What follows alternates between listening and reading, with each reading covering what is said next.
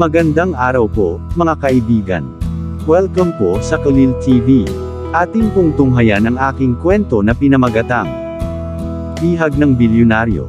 Pero kung bago ka pa lang sa aking channel, paki-like po ng aking video, paki-click po ng subscribe button gayon din ang bell icon para lagi kayong updated sa mga paparating ko pang uploads.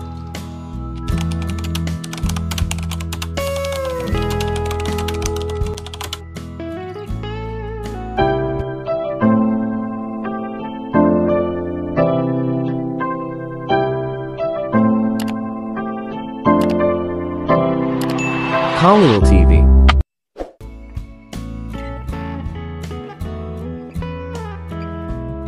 Isang mansyon sa dalampasigan, isang tao, isang babae, at isang bagay na naisip niya na hinding-hindi mangyayari.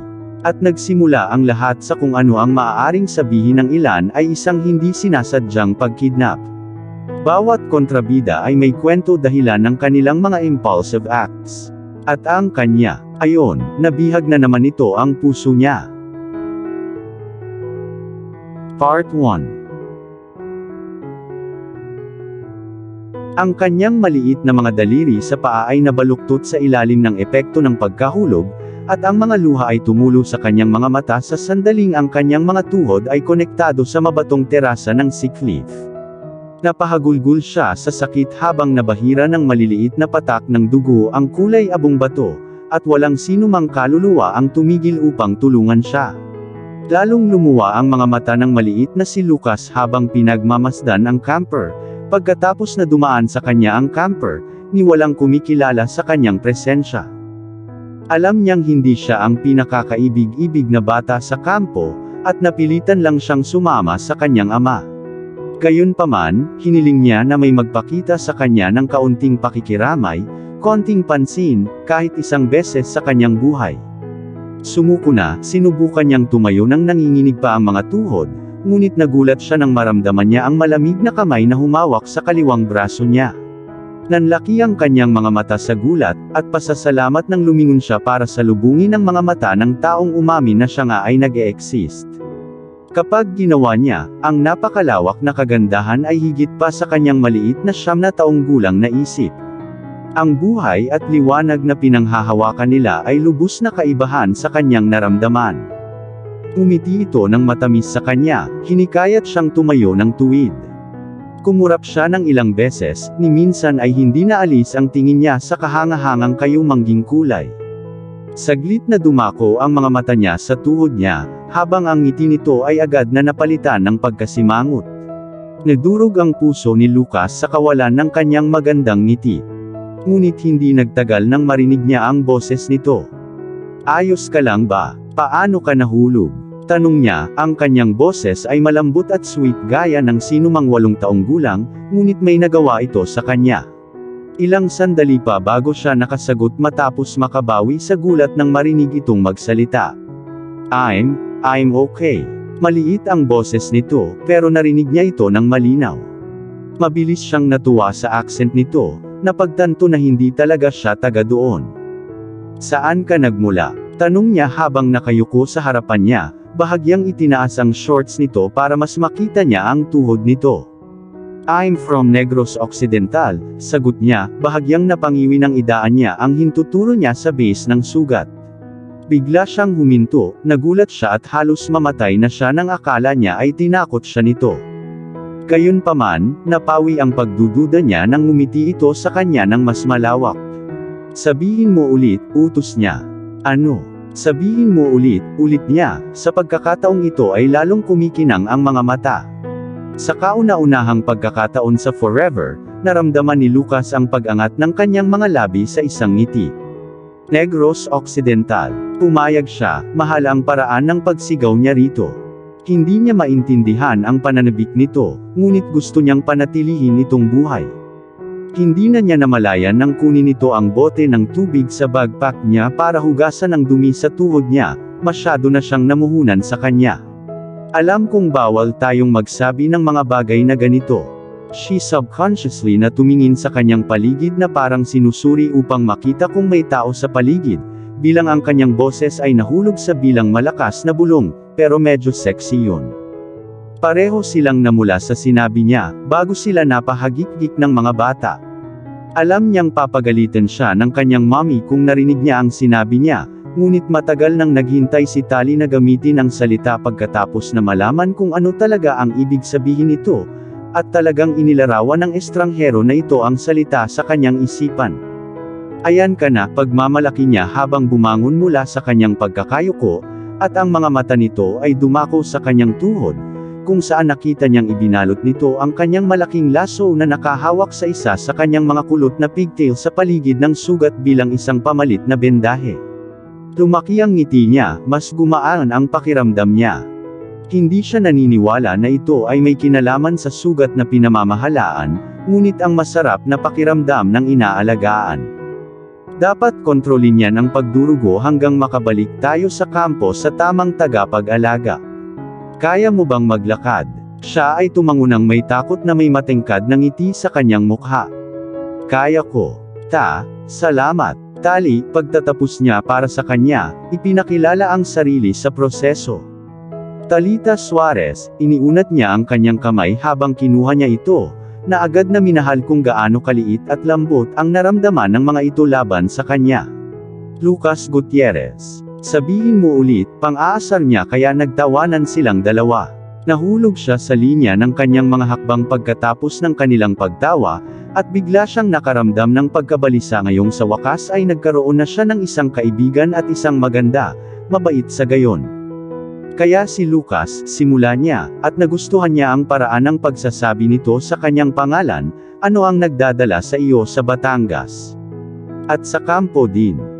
Bigla niyang nakalimutan ang lahat ng tungkol sa buhay niya nang mapagtanto niya na ito ang paraan niya ng pagsisimula ng pag-uusap. Hindi siya tumatakbo para makasama ang kanyang mga kaibigan, at hindi rin siya basta mabait. Gusto niyang maging kaibigan niya. Natuwa siya sa naisip. Dito na nakatira ang daddy ko sa natatandaan ko. Pinapunta ako ng mommy ko dito sa summer. Pinapunta niya ako sa camp dahil kailangan niyang umalis para sa isang meeting. Pero wala siyang pakialam kung magutom ako sa bahay mag-isa o hindi. Gusto lang niyang mawala ako sa buong summer, kahit nakabalik na siya sa meeting niya. Bahagyang hindi komportable si Tali sa kanyang malungkot na kalagayan ngayon, pagkatapos na banggitin ang kanyang ama, at nakaramdam siya ng guilt sa pagtatanong sa una, kaya sinubukan niyang alisin ang mapurol na aura. So hindi na kita makikita pagkatapos ng summer? Tanong niya, ngunit ang mga pagtatangka na paginhawain ang pakiramdam niya nang mas lalo pang bumagsak ang mukha nito, na para bang na-realize niya rin ang katotohanan. Lalong lumalim ang pagsimangot niya nang tumingala siya para tingnan siya, namimiss na siya kung kailan siya dapat bumalik sa kanyang napakalaking, walang laman, malungkot na tahanan sa bahay. I guess so. Pupunta ka ba rito tuwing camp? Baka magkita tayo sa camp. Isang maliit na pag-asa ang sumibol sa kanya habang iniisip ang posibilidad, ngunit ang pagsimangot nito ay nagsabi sa kanya na wala siyang magandang sagot doon. Actually, lilipat na kami ng pamilya ko sa Manila in 2 months. Naaksidente ang daddy ko at gusto ng mommy ko na magkaroon siya ng espesyal na pangangalaga doon. So, hindi na ako babalik sa camp next year or after that. Napabuntong hininga siya habang iniisip niya kung paano niya mamimiss ang camp. Pupunta siya mula noong siya ay 5 taong gulang, at palagi siyang nag-e-enjoy na kasama ang mga magagandang bata at mahusay na mabuting pakikitungo at kasiyahan. So ito ang magiging goodbye. Nanginig ang ibabang labi ni Lucas sa pag-iisip na mawala ang kaisa-isang kaibigang natamo niya. Ngunit bago pa siya tuluyang mahulog sa kanyang kalungkutan, inilagay ni Tali ang kanyang manipis na mga daliri sa pamamagitan ng kanyang mga daliri, pinaulanan siya ng isang nakapagpapatibay na ngiti na lubos na ginawa ang kanyang makakaya sa kanyang kalooban. Halika na, ngumisi siya. Huwag na tayong tumutok sa mangyayari pagkatapos ng camp, enjoy na lang natin ang ilang linggo na magkasama tayo. Nagustuhan ni Lucas ang ideyang ito, kaya galit na galit siyang tumango habang umiikot ito para maglakad pa atras na may nasasabik sa mukha nito. Maaari tayong gumawa ng isang listahan at magkaroon ng pinakamahusay na oras sa kampo kailanman. Oh, at maaari mo akong turuan ng hiligaynon. Teka, nagsasalita ka ng hiligaynon tama ba? Oh my gosh, bastos ba akong mag-assume na magsalita ng Hiligaynon kasi you're Ilonggo? Sorry kung na-offend kita, kinakabahan siya. Biglang nakaramdam si Lucas sa Cloud9 habang iniisip niyang makasama araw-araw ang pinakamabait at pinakamagandang babae sa kampo. Ang kanyang ngiti ay nagsabi sa kanya ng lahat ng mga sagot sa kanyang mga tanong nang hindi man lang kailangang magsalita. Mabilis niya itong pinatayo ng muntik na itong matumba mula sa paglalakad pabalik, na naging dahilan ng pagtawa nilang dalawa.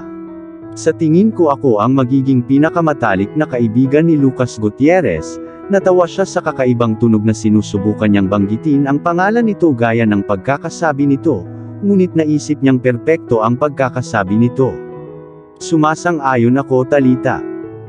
Pagkaraan ng 16 na taon. Hindi nawala ang ngiti sa mukha ni Tali habang umaakyat sa hagdanan patungo sa entablado. Halos nakakabingi ang mga cheers mula sa kanyang mga kaedad at kanyang pamilya, habang kinukuha niya ang kanyang graduating certificate. Ipinagmamalaki niya ang journey na nagawa niya hanggang ngayon, at higit na sabik siyang dumating ang iba. Talita Suarez, Faculty of Pure and Applied Sciences. Inihayag ng mambabasa habang nakangiti siya para sa picture. Sa kabila ng init na bumabalot sa kanyang katawan dahil sa malaking itim na gown, parang sulit ang lahat habang naglalakad siya mula sa entablado habang hawak ang kanyang degree. Natapos na niya ang kanyang unang yugto ng pagiging isang doktor, at mas nasasabik siyang magsimula ng medical school ngayon. Sa paglipas ng mga taon, palaging alam ni Tali kung ano ang gusto niyang gawin sa kanyang kinabukasan. Hindi siya kailanman nagkaroon ng ganoong pagnanasa sa isang bagay, at iyon lamang ay sapat na upang tiyakin sa kanya. Ang pagiging sa Universidad ng Pilipinas ay hindi naging madali, ngunit ginawa niya ito. Sa lahat ng pagsubok, walang tulog na gabi at pananakit ng ulo, nalampasan niya. At ang mga ngiti sa mukha ng kanyang mga kaibigan at pamilya ay sapat na panghihikayat para sa kanya na maging handa sa mga darating na taon na mahirap, ngunit sulit. At walang makakapigil dyan. Congrats, Tali. Ang kanyang kaibigan na si Liam ay namumungay habang lumalampas sa kanya. Pinaulanan siya nito ng mabilis na kaway bilang tugon bago bumalik sa kanyang nakatalagang upuan. Gustong-gusto niya kung gaano katagal ang seremonya, at mas sabik siyang makita ang iba pa. Taos-puso siyang nakamasid at may pagkamangha habang ang bawat nagtapos ay nangongolekta ng kani-kanilang mga sertipiko, at hindi niya maipagmamalaki ang mga ito. Ito ang ilan sa mga taong kilala niya mula noong high school. Paano siya hindi? Kayakapin ko ang bawat isa sa kanila, naisip niya habang nakatayo silang lahat para pumalakpak habang ang huling tao ay nagkukumpulan. Bahagya siyang napangiti sa naisip. Paano na kaya niyang mayakap ang napakaraming tao sa isang araw? At muli, bilang isang hugger, hindi siya nag-alinlangan kahit kaunti. Ang seremonya ay natapos ng maganda sa gabing iyon, at si Tali ay sabik na humakbang sa mga tao upang mahanap ang kanyang pamilya. Bigla siyang napahawak sa likuran, dahilan para mapasigaw siya sa gulat nang paikot-ikot siya sa mga higanteng braso. Isang hakbang pa para sa kaluwalhatian, baby. Ngumiti si Liam habang siya ay ipinatong sa kanyang mga paa pagkatapos ng kanyang mga hagik-gik. Alam ko. Nakakakilig. Sagot niya, na gumagawa ng mini dance na lalo lang nagpatawa kay Liam. Nagkakilala sina Tali at Liam 2 taon na ang nakalilipas nang mag-apply siya para sa kanyang graduate degree. Agad silang nag-click, at minahal siya ni Tali ng buong puso, at gayon din siya. Maliban, iba ang pagmamahal niya sa kanya. Nahihiyang napakamot sa batok niya ang matingkad na mata habang nakatingin sa magagandang hazel na mata ni Tali na laging may numero sa puso niya. Iniangat niya ang ulo sa pagkalito sa biglaang pagkahiya nito. May mali ba? Tanong niya, hawak ang kamay niya sa pag-aalala.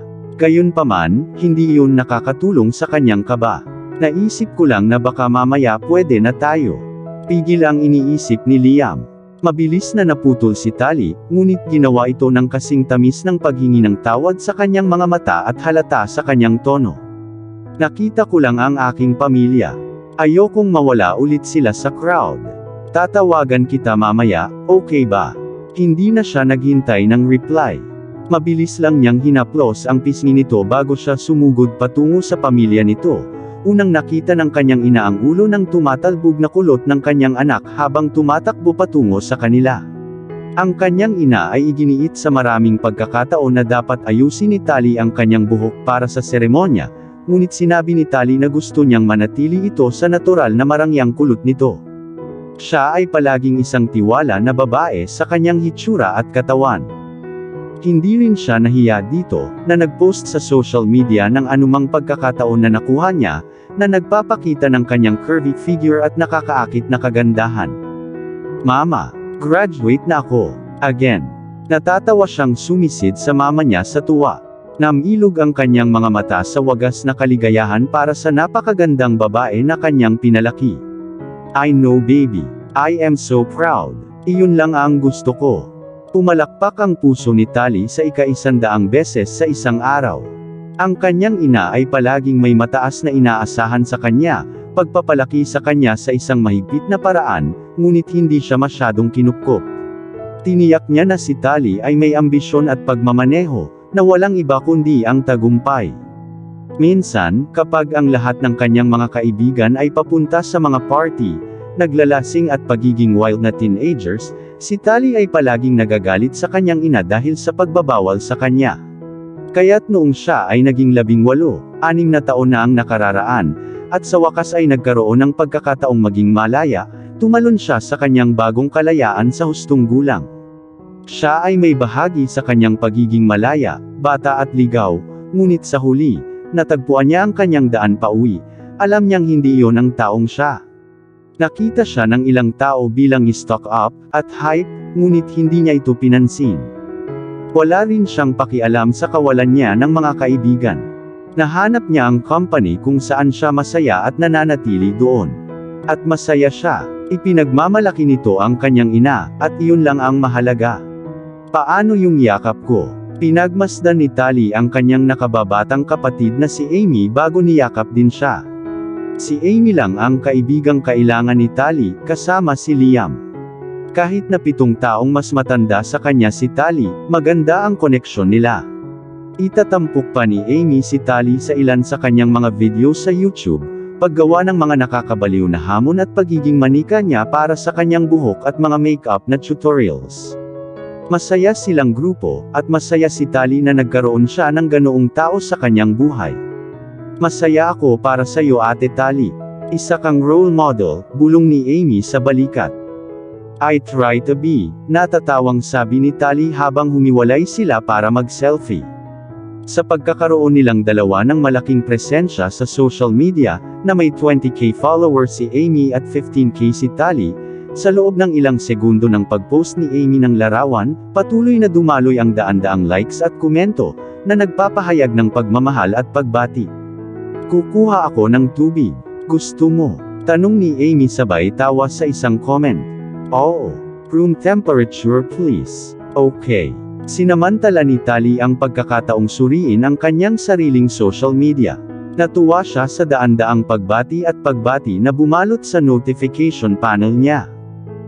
Pinindot niya ang like na button hanggat maaari sa mga komento, tumugon sa ilan hanggat kaya niya, ngunit isa ang namumukod tangi sa kanya. Siyempre, halos kalahati ng kanyang mga komento ay nagsabi ng parehong bagay o isang bagay na katulad, ngunit isang bagay tungkol sa larawan sa profile ng estranghero na ito ang nakakuha ng kanyang pansin. Hindi talaga nagkaroon ng interes si Tali sa mga lalaki. Hindi siya ay gay or lesbian, ngunit siya ay masyadong busy upang gawin ito, o karamihan sa mga lalaki ay palaging masyadong natatakot sa kanyang napakalaking layunin, at ang kanyang pagtanggi na manirahan sa karaniwan. Ngunit ang taong ito sa partikular, kahit na ang larawan ay kasing liit ng dulo ng kanyang daliri, ang nagpukaw ng kanyang interes. Congrats beautiful, nabasa ito. Napakasimple at karaniwan, ngunit ito ang nagparamdam sa kanya ng sobrang kakaiba. Hindi niya mapigilang buksan ang profile, ngunit nagmura nang makita niyang naka-private ang profile nito. Gayunpaman, siya ay mabilis na nagpadala sa kanya ng isang follow request bilang isang bagay o isang tao ay dumating sa view. Daddy, namumungay si Tammy habang sumusugod sa kanya habang itinutulak siya ng kanyang ina, nasaan ka? Bulong niya habang nakayakap sa kanya. Nagpunta ako sa banyo. Siya ay bumuntong hininga, dahil nawala ang kanyang pagsasalita taon na ang nakalilipas nang siya ay na-stroke pagkatapos ng stroke. Mahirap ang panahon para kay Tali at sa kanyang pamilya, at hindi rin naging madali ang paglipat sa Naso. Gayunpaman, nagtagumpay sila, at si Tali sa partikular ay kinuha ito sa kanyang sarili na matuto at turuan ang kanyang buong pamilya ng sign language para sa kanyang kapakanan. Sa mga pagkakataong tulad nito na madali niyang naitanong sa kanyang ina kung nasaan siya, palagi itong nakikipag-usap sa kanya upang bigyan siya ng pakiramdam ng pagiging normal. Naalala niya kung gaano ka-chatterbox ang kanyang ama, at kung gaano siya kinasusuklaman na umaasa sa iba para makalusot. Kaya palagi siyang nakaupo at nakikipag-usap sa kanya na parang walang mali, at walang nagbago. Siya ay mapalad na nabuhay, at alam niya na lahat sila ay nabubuhay. At sa kabila ng mga kakaibang tingin na nakuha nila ngayon at pagkatapos mula sa mga dumadaan, si Tali ay hindi kailanman nagpakita ng anumang senyales ng awkwardness, kalungkutan o kahihiyan sa kanya. Iyon ang dahilan kung bakit minahal niya ito ng sobra. Proud na proud ako sa iyo baby girl, niyakap siya nito ng mahigpit pagkatapos niyang ipahayag ang tahimik niyang mga salita, at muli itong namula ng lumuhod ito para bigyan siya ng maayos na yakap. You were my number one motivation dad, totoo niyang sabi sa kanya, inaalala ang lahat ng pagkakataong naisipan niyang sumuko. Ngunit ang kanyang mga magulang ang kanyang pamilya, ay napakalaking bagay para sa kanya upang mabigo.